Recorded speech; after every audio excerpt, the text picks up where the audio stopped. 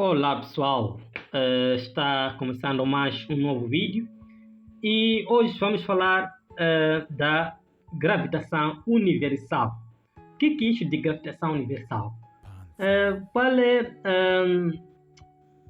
o sentido físico desta palavra gravitação universal, ou dessas palavras gravitação universal?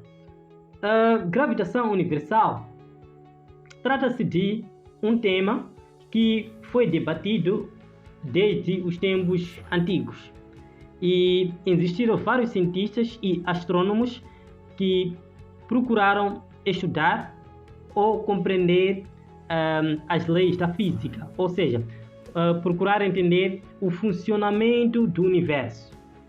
Então, recorda na nossa aula na nossa aula da física básica, nós definimos a física como sendo uma ciência que se dedica ao estudo da natureza e descrever ou desvendar os mistérios dessa natureza.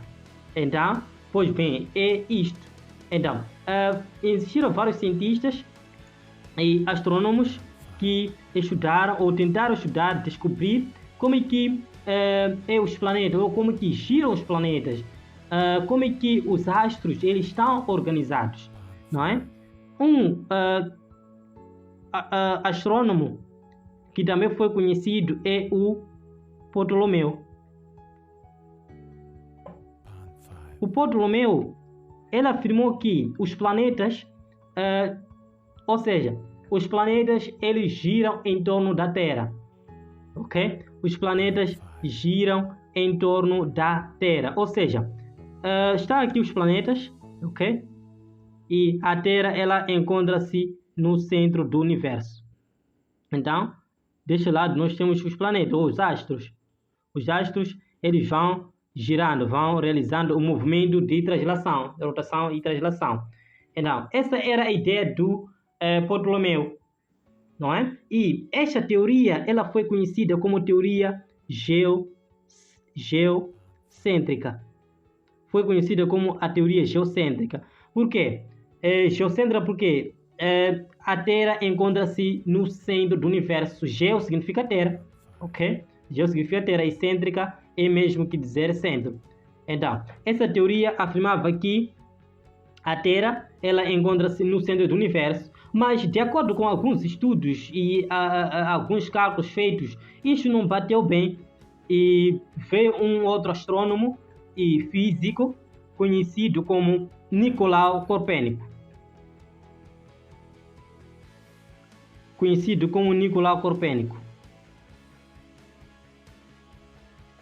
O Nicolau Copérnico foi um astrônomo que estudou os planetas, ok? E desenvolveu a ideia de Ptolomeu, não é? Refutando que a Terra encontra-se no centro do universo. A ideia do Nicolau Copérnico era de que os planetas giram ao redor do Sol, ok? Então, a ideia do Nicolau Copérnico é de que os planetas giram ao redor do Sol. Então, os planetas são organizados assim, temos Terra, ok? Temos outros planetas aqui ao redor, ok? Temos outros planetas, até sucessivamente. Então, esses planetas, eles giram ao redor do Sol, ok? Realizam um movimento de rotação, realizam um movimento de translação, que é de 365 dias. Então, essa foi a ideia do Nicolau Copérnico. E esta teoria foi conhecida como teoria heliocêntrica.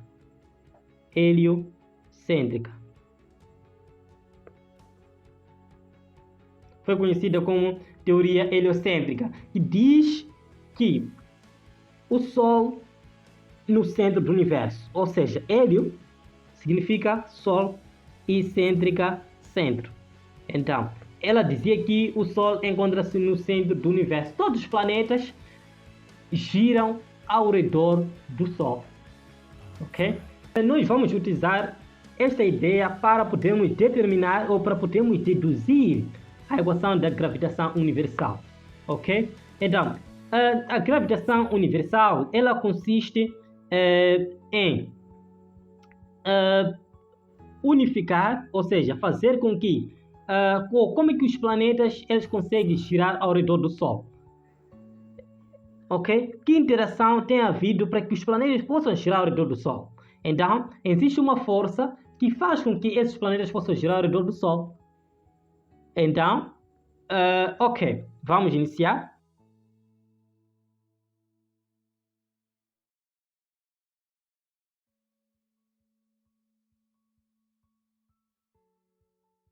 Nós vamos partir de uma equação conhecida como a aceleração centrípeta.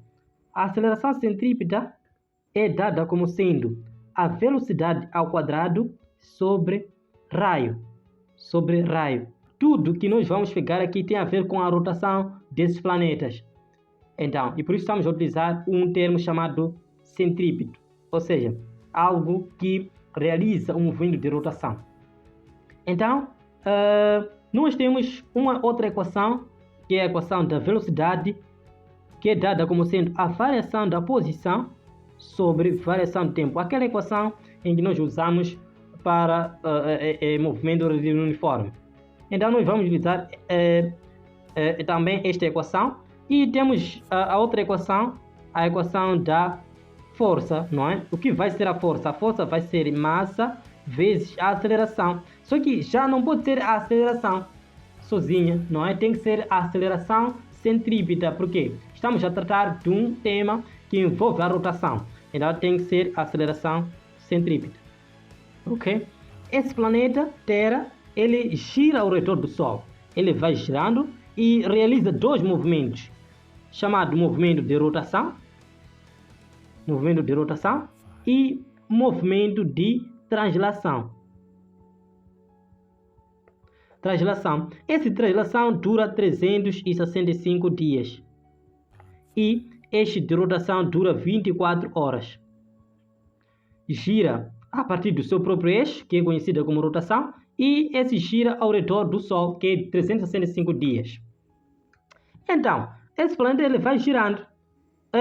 Para se permanecer em órbita elíptica, é porque existe uma certa interação entre este planeta e o Sol, não é? E essa interação é chamada de uma interação gravítica, é devido à força de gravidade. A força de gravidade que mantém este planeta girando na sua órbita. Existe uma certa distância entre este planeta Terra e o Sol. Então, essa distância eu vou chamar de S. Como é que vai ser essa distância? Essa distância vai ser, vou escrever aqui, essa distância entre o Sol e a Terra vai ser a rotação que a Terra faz em relação ao Sol, que é 2π, e o seu raio, não é?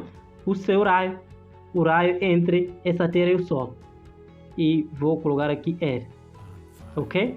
Ou seja, a distância ou o deslocamento, a distância entre a Terra e o Sol vai ser dada como sendo 2π, que envolve a rotação, não é? E a rotação de 360 graus, e o R, que é o raio entre o Sol e a Terra, ok?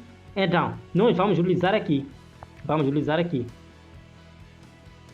ok? Vamos utilizar. Eu sei que a velocidade é dada como sendo a variação do espaço ou a posição em relação ao tempo. Isso vai ser igual.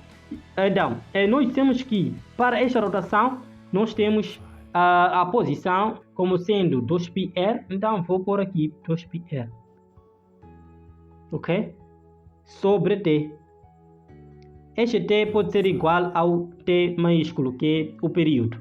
Quando falamos dos planetas ou movimento dos planetas, usamos mais o período, ok? Usamos mais o período, que o próprio t é minúsculo, ok? Então, neste caso temos 2πr sobre t. Então, 2πr sobre t, eu faço assim, ok?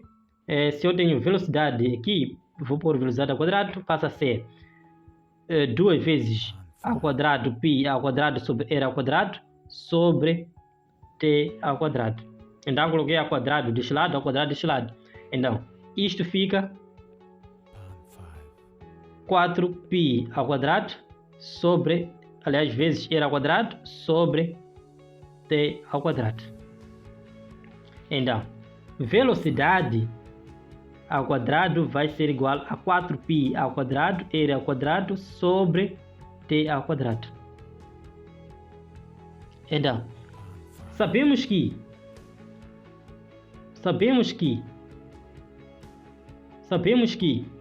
a aceleração centrípeta é igual à velocidade do corpo que está em movimento centrípeto, ou seja, movimento de rotação, sobre a distância entre eles, o raio entre eles. Eu preciso da velocidade, porque se eu tenho a velocidade ao quadrado aqui tenho a velocidade ao quadrado, e então eu vou necessitar da velocidade ao quadrado. Então eu faço assim, que a velocidade ao quadrado vai ser igual a aceleração centrípeta vezes o r.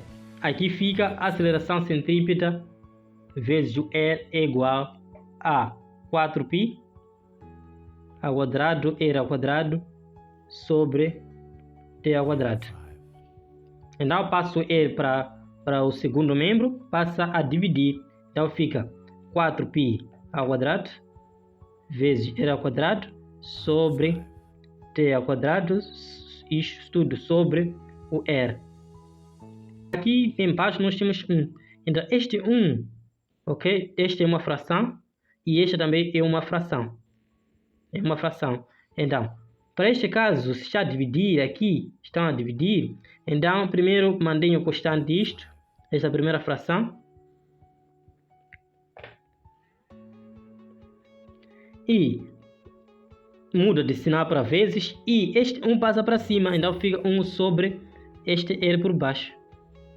Logo, daqui eu posso simplificar, simplifico o r. Então fica 4π ao quadrado r sobre t ao quadrado.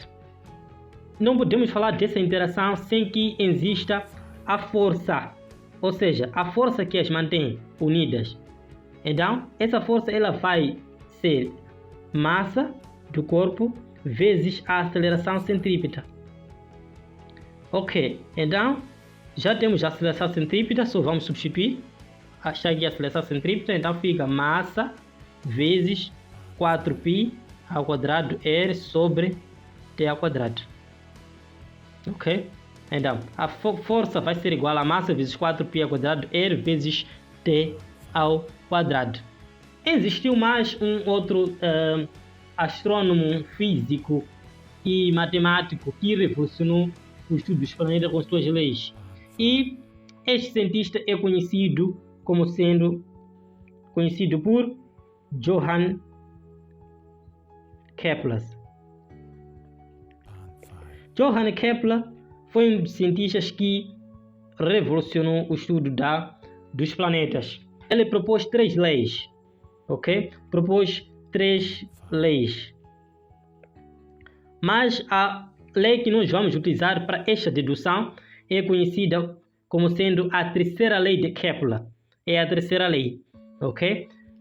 Essa terceira lei, o que diz essa terceira lei de Kepler? Essa terceira lei, ela estabelece que quanto mais distante que a Terra estiver do Sol, mais tempo levaremos, ou mais tempo o planeta Terra levará para completar uma volta ao seu redor, ok? Quanto mais distante esse planeta estiver, olha que existem vários planetas. Temos 8 planetas que giram ao redor do Sol. Só que quanto mais distante, ok? Temos o primeiro planeta é o Mercúrio, o segundo vem Vênus, o terceiro vem a Terra. Então, quanto mais perto, então os dias são menores. Quanto mais longe, então mais tempo vai levar este planeta de completar uma volta ao redor do Sol. E por isso nós temos o nosso planeta Terra como tem 365 dias, mas o Júpiter tem mais que isso, tem anos, ou seja, leva milhares, muitos dias, mais que 1000 dias, para completar a sua volta completa, ok? E esta terceira lei é conhecida como lei dos períodos. Lei dos períodos, e é dada matematicamente como sendo o período ao quadrado sobre R ao cubo é igual a constante.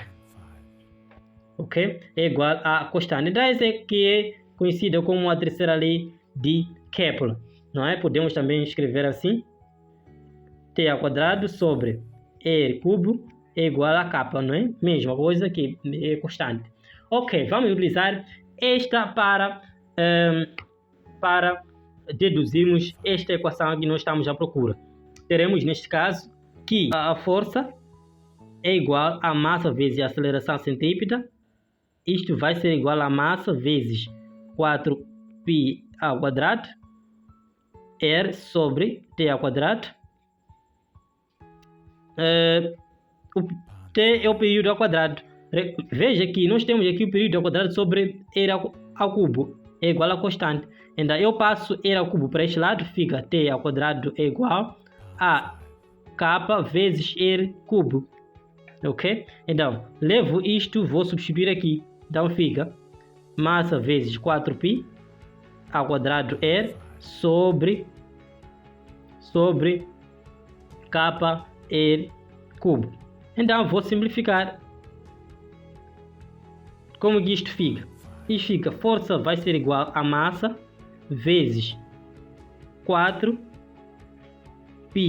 ao quadrado sobre K R ao quadrado. R ao quadrado. Então, 1 sobre K, temos um aqui, ok? 1 sobre K é uma constante, ok? 1 sobre K é uma constante, é igual a uma constante. Então, sendo 1 sobre K uma constante, vou escrever aqui. 1 sobre K é igual a uma constante. Vou escrever ainda, ok? Aquela equação, que força é igual a massa vezes 4π ao quadrado sobre K R ao quadrado. Ok? Então, se eu estou a dizer que 1 sobre K é igual a constante, então isto vai ser igual a massa, ok? 1 sobre K, temos 1 por cima sobre K é constante, então colocou C. C já está como uma constante qualquer. C vezes 4π, ok? 4π ao quadrado sobre R ao quadrado. Então, organizando, fica da seguinte maneira. Fica 4π ao quadrado Cm sobre R ao quadrado. Sobre R ao quadrado. Então, teremos força como sendo, ok? 4π ao quadrado C M sobre R ao quadrado. Olha que eu posso aplicar, desculpe, uma M sobre M. Por quê? Porque eu sei que M sobre M é igual a 1. Então é a mesma coisa, ok? Posso aplicar isto para esse caso. Então, como é que eu faço agora? Eu faço da seguinte maneira. Faço assim. Fica força é igual a 4π ao quadrado C, que é uma constante, sobre este M passa a multiplicar por R ao quadrado. Ok? Vou pôr aqui M. M vezes este M. Vou escrever aqui. Vezes o outro M. Vou escrever aqui. Ok? Isto tudo sobre este R ao quadrado. Então, fica da seguinte maneira. Fica, força vai ser igual a 4π ao quadrado vezes constante sobre M vezes M menor vezes m maior sobre r ao quadrado. Então, isto aqui dá-nos a uma nova constante, que essa constante é conhecida como G, é conhecida como constante de gravitação universal. A equação fica da seguinte maneira, força vai ser igual a G, que é a gravitação universal, constante de gravitação universal, vezes massa maiúsculo sobre R ao quadrado. Sobre R ao quadrado. Então, o que isso significa? Esta massa aqui é conhecida como a massa do planeta, esta massa menor, que é a massa deste planeta que gira ao redor do Sol. E esta massa grande, este M grande, é da massa do Sol, ok? Porque massa do Sol é muito maior em relação a todos os planetas que giram ao redor do Sol. E por isso que os planetas que giram ao redor do Sol conseguem girar ao redor do Sol devido também à massa que o Sol apresenta, ok? Devido à massa que o Sol apresenta. Então, o r ao quadrado é a distância que separa esses, neste caso, esses corpos, esse Sol e o planeta Terra. Então, quanto equivale esta gravitação universal, essa constante de gravitação universal? Então, esta constante ela é igual a 6,67 vezes 10 elevado a menos 11 Newton vezes o metro ao quadrado sobre quilogramas ao quadrado. Então, esta unidade ela surge a partir daqui, ou seja, ela surge a partir desta fórmula. Por quê? Se nós sabemos que a força é G vezes massa menor, vezes massa maior sobre R ao quadrado, então se eu preciso do G, eu preciso calcular o G fica como sendo força vezes este R ao quadrado sobre M, ok?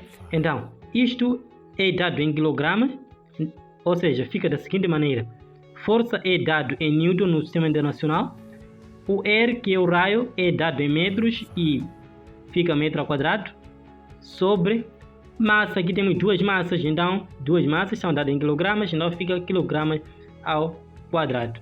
Então fica desta maneira, ok? Então a constante de gravitação universal é 6,67 vezes 10 elevado a menos 11 Newton vezes metro ao quadrado sobre quilogramas ao quadrado. Então, onde F é a força, G, gravitação universal,